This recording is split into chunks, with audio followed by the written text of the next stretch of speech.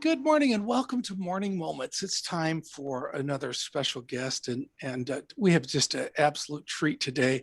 I have a award-winning writer and producer uh, from, and I say award-winning. She's won some awards with 168 Film Festival, and she's known in the industry for her being having her own production company, Hearing God Productions. I'm so glad to have Linda Wright with us today. Welcome, Linda. Morning. It's good to be here. Thank you for asking me. Thank you. Tell me a little bit about your production company. What do you do, and the kind of productions and videos and movies that you produce? Okay. Well, I've always had a dream as a little girl to go to Hollywood and make movies, and it was what people used to call a pipe dream, which means I didn't really believe in your dreams nor support your dreams. And I'm sure there's many people out there that can relate to that. And so when Michael Landon died, which ironically is going to be 30 years, July 1st, I remember being home recuperating from major surgery, and I started sobbing at the news that he died. Not like I knew him, but the question came to me is like, what have I done that I wanted to do in my life to this point? And the answer was nothing. I the dreams were shot as a child, and you get married, you go on, you have children, and then you learn that your dreams don't matter, which basically ends up telling your soul you don't matter. And so I started this soul searching journey after he died, because I just could not get over that thing. And what God did was, looking back years later, God took that thing and used it to reignite the fire of what he called me to do as a young child. So to me, it was dead. To God, it was just dormant until the right time. And he said, okay, now I want you to move forward. And so in 1995, as a single mom of three children, we left Massachusetts, moved to Los Angeles, and I have never gone back. I've raised all of my children here. Um, I lived off of my finances and wrote and wrote and wrote and took every course that I could on how to be a great writer and trained myself. And then I ran out of money. And then I went to work on the crews of many different TV movies and miniseries, including some of the famous the remakes of the shows I grew up with and loved.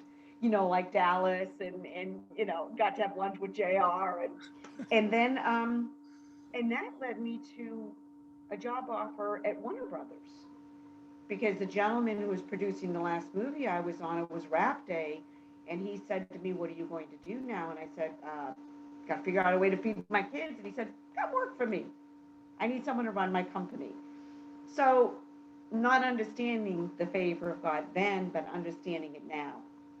And so I ended up working for Warner Brothers Television Studios, and I saw the good, the bad, the ugly. I saw what they did right. I saw what they did wrong. And the Lord used that experience to give me an education in something that you would have paid, $60,000 for at any college.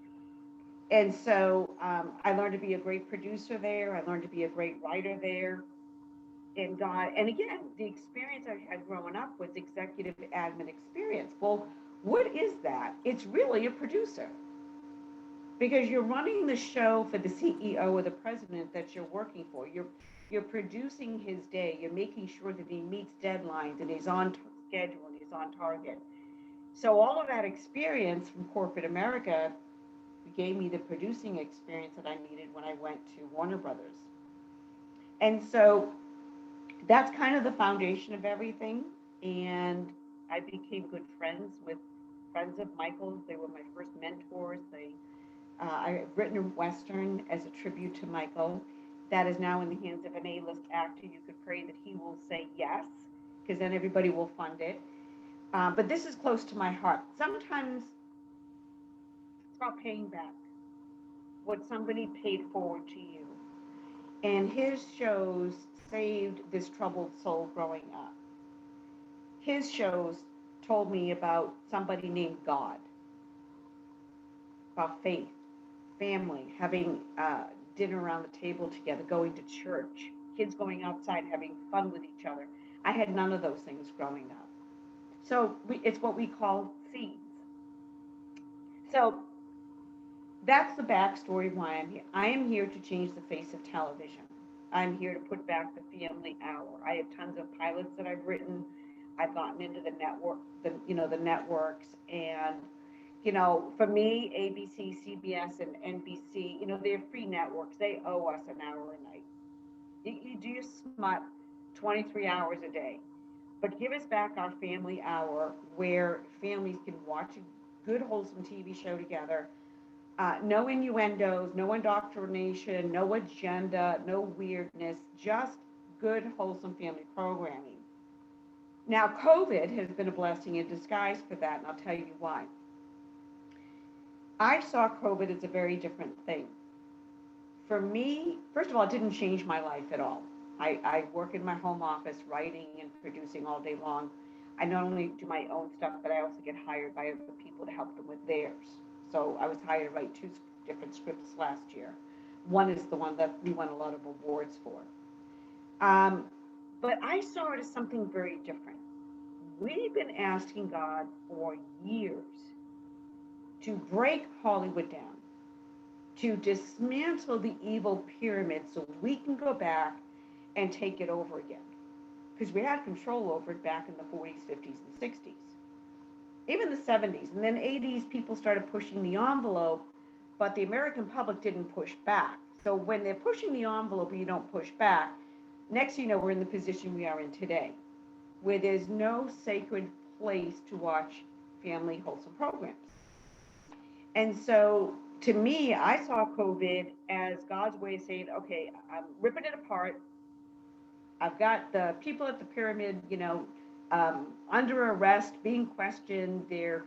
How they treat women is coming out in the woodwork. I'm getting rid of them, moving them out of the way so my people can go barreling in. But what happened was everyone just sat around waiting for COVID to go away and people to give them permission to go back to work. And I'm like, you guys are wasting time. Yeah. I have had pitch meeting after pitch meeting, after Zoom meeting after Zoom meeting, talking to investors. And I'm like, why are you now wanting to hold on to your money? Did it ever occur to you that this was God's time for you to use your money? Because the secular part of Hollywood has said, hold on, we got a virus. We can't go to work. We can't go on the studio lot. Time out. Well, I took advantage of the time out and I was no less busy. Some of the things I picked up from what you said, Linda, and I think not only in your industry, but everybody needs to ask this question: what have I done? And I think we point our fingers at everybody else and then say, well, or look at ourselves and say, well, it's only me. What can I do? But it doesn't matter who you are, what industry you're in, what your skills and skill set is. What have I done with what God has given me? And I think that's a key. And another thing I really picked up when you said something is some of the jobs that you had is preparation for where you're at now. I've often said, if you're in God's will today, that's going to be preparation for tomorrow. Amen. And it could be a season in your life that you're not real thrilled with. I'm telling you, I had some jobs I wasn't real thrilled with, but the value of things I learned in that situation was things that I learned and helped me where I'm at today. We're the sum of our parts. And I love that what you said. And I think that's a great encouragement to many people in just asking, what have I done? And where do you have me today? Now, what I'm going to do, Linda, I'm going to go ahead and put your website and everything down below in the comments. So if people are listening to this, I'm going to ask you a few different things if you're listening to this today.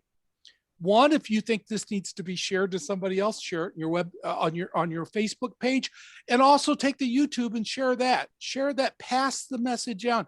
Why are we letting Hollywood have all of the industry? We need to take it back, like we said, and we can do that by reaching out and passing it on. Also, what I want everybody to do, if you've got your heart's desire and you want to be in contact folks like Linda in the industry and say, what can we do? What do I have that we can share to others? And the more we get involved, the more we're going to change the things the way are today. Linda, is there anything, any closing comments or thoughts that you want to make? Just a couple. Could always use prayer. I mean, my dream is to have the largest family-driven production studio Hollywood has ever had, pumping out everything I read is like Michael Landon. Not because I'm trying to be him or like him. My tendency with my gift of dialogue and create the shows are much like his. Amen. That's the call of God in my life. Secondly, I am hosting my annual Pastors and Leaders Healing Conference in Arizona next month. Everyone is a leader. It breaks my heart when people think that if they're not in a church or they're not in a ministry, they don't consider themselves a leader. That is not a God thought at all. No. You are a leader wherever God put you. If you're a single mom at home, you're a leader of your home. If you're a single dad and you're out working to provide for your family, you're a leader of your home. And this is a place to come to get refilled, refreshed, renewed, and it's all just about worship in the Word. There is nothing else that we do. It's just worship in the Word. Encourage people, especially right now. We all need to be encouraged. We need to gather together. We need to conquer the fear that's been put out over America by our faith. So that information is also on the website that you'll get. Amen. Thank you so much for sharing your heart, sharing your talents with the world. And thank you, all of you, for joining me for another Morning Moments. And keep coming back. And thank you so much. And have a blessed day.